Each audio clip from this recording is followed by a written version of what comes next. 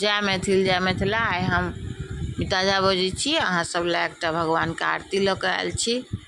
तो सुनू, अपन आशीर्वाद बना के राखू और हमार गीत के आनंद लिया। लाइक सब्सक्राइब शेयर अवश्य करब, ई नहीं भूलबै।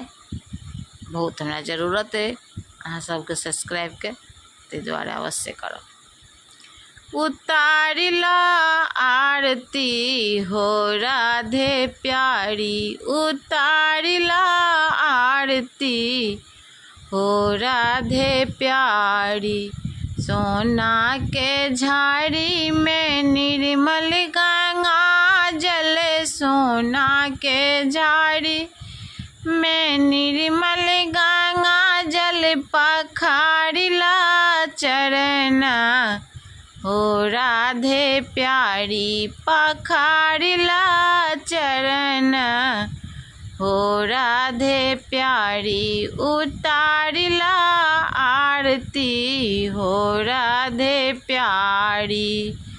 सोने के थारी कर्पूर के बाटी, सोने की थारी कर्पूर के बाटी। उतारिला आरती हो राधे प्यारी, उतारिला आरती हो राधे प्यारी।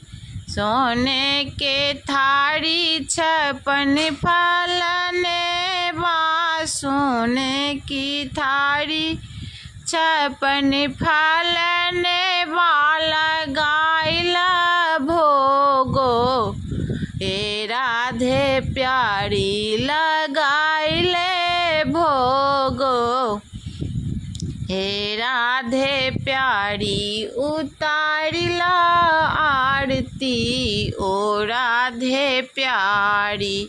सोने खिलबट्टी में पान सुपारी, सोने खिलबट्टी में पान सुपारी।